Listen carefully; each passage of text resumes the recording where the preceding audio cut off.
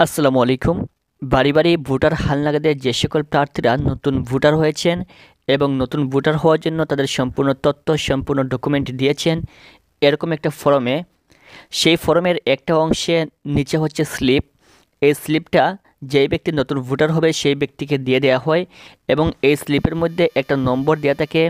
এখানে প্রথমে ভোটার এলাকার নম্বর দেওয়া থাকে, তারপর ডান পাশে ফর্ম নম্বর দেওয়া থাকে। এই ফর্ম নম্বরের মাধ্যমে এই ব্যক্তি এনআইডি কার্ডটা হাতে পাবে। মূল বিষয় হচ্ছে যে সকল নতুন প্রার্থীরা এবছর নতুন ভোটার হয়েছেন এবং ভোটার হালনাগাদে নাম উঠিয়েছেন তাদেরকে এরকম যে একটা স্লিপ দেওয়া হয়েছে, এই স্লিপটা দিয়ে তারা কী করবে।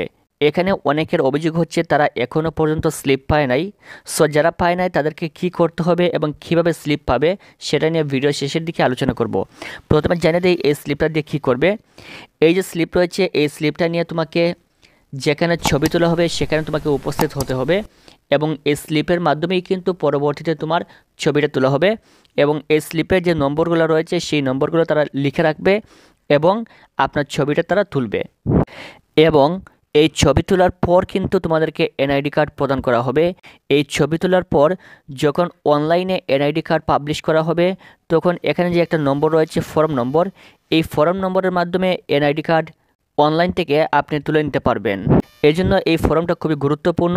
যাদের কাছে এই ফর্মটা রয়েছে তোমরা অবশ্যই এটা ছবি তুলে মোবাইলে রেখে দিবে, কারণ যে কোনো সময় এই স্লিপটা হেরে যাবে।